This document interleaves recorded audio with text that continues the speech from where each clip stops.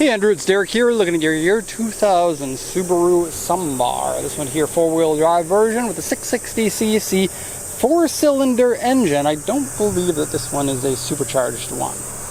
Now the vehicle condition looks to be pretty good as far as K cars go. You do have to measure them with a different stick because they are K cars and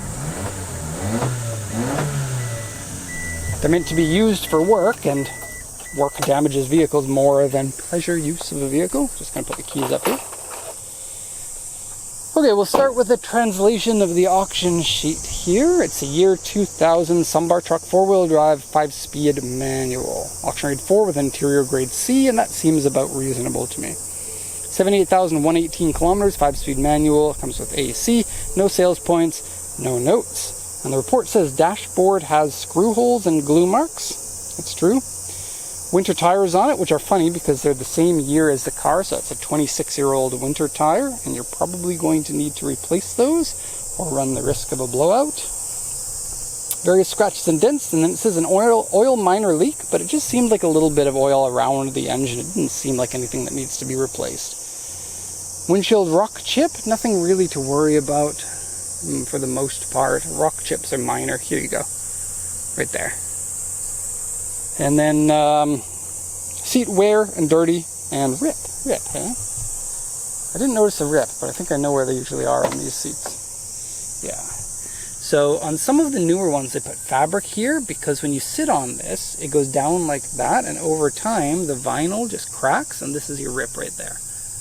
No other rip in the seat, but there is a lot of dirtiness on it. You're going to be, it's going to be very, what's the word that I'm looking for? Satisfying to remove all of that. Sometimes I feel like living in Japan makes me speak worse English. Okay, so the body here is all generally pretty good. It says A2 in the front bumper, and so there is a decent amount of damage on it there, but there's also some damage on this fender here. So while they said AU1, it seems more like a AU2 on there. But before we do that, let's do a circle around it. The paint on this one is pretty decent, still glossy, which is good to see. The Sambar is the only four-cylinder version of the K-Truck.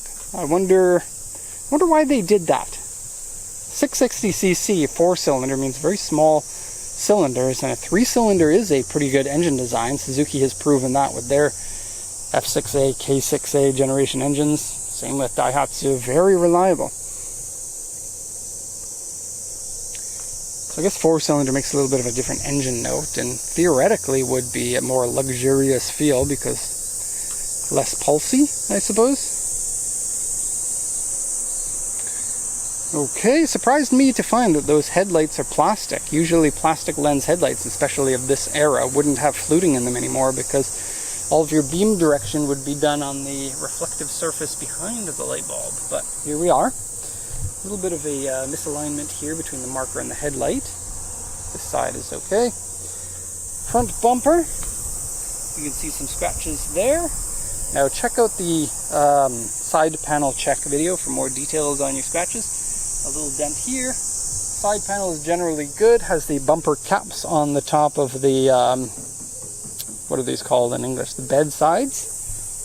And then it is a 3-bed side collapsible, like all these K-Trucks. Very easy to do. Unhook that guy, unhook this one. Now you're going down. You got chains here to put that level, and then you can actually put some, actually tailgate you can put some weight on. I wouldn't put too much weight onto these ones here because it's only attached on this side. It's not attached on this side, so that won't be able to handle any weight. Now I didn't open up the radiator to see the color of the coolant. I just showed you the coolant bottle down here. I couldn't find the radiator. On all these K-Trucks, they seem to be in different areas. Some of them have them in the front, some of them underneath, some on the side. And I think you might have to open this access port in order to get to the radiator.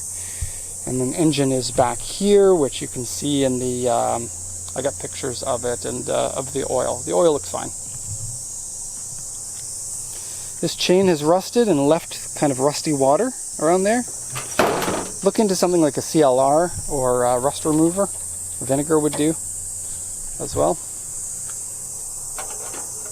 Just let it soak for a bit. Okay, the back of this has been scratched a little bit. It's not too bad. And then some paint up there. I guess they were covering some rust that happened at the weld point. Seems like the weld points are always an area where they're likely to rust. And then the bed sides have some scratches in them. Various scratches, it's not so bad. Same with the tailgate there. Okay, the back end here is looking okay. We got a little bit of a dented section down here. Prone to being dented because it kind of sticks out. And a reverse dent here, which means something from the other side hit it. This bed side is looking good. Fuel filler is well down there. Kind of funny to see. And this door is in good condition as well. Has the visors up here, full manual windows and mirrors. Okay, we'll step inside. K-Trucks take a little bit less time to shoot because there's less here to show.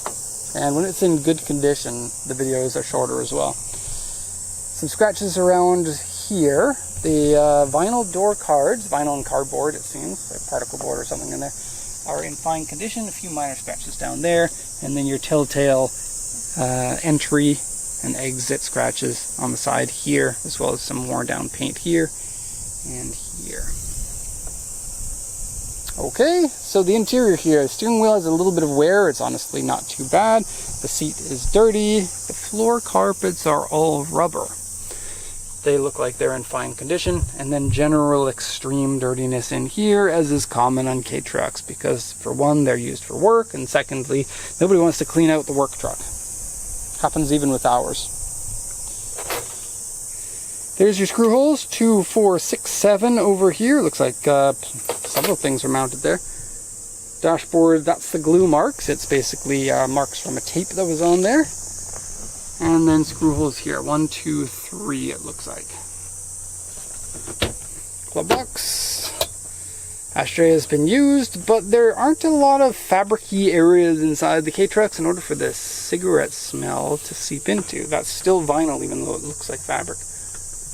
Headliner, yes, but not much there.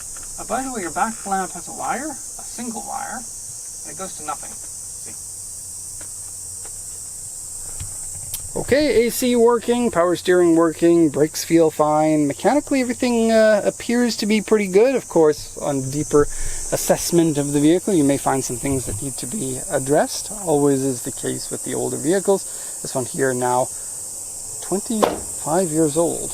Hard to believe, isn't it? I was very different 25 years ago. At least I like to think so. Okay, so there you have it. If you have any questions, please feel free to ask and we can come check something again. But this car will be on its way fairly shortly, so do be quick if there is something that you want to know. Thanks so much for watching and have a nice day.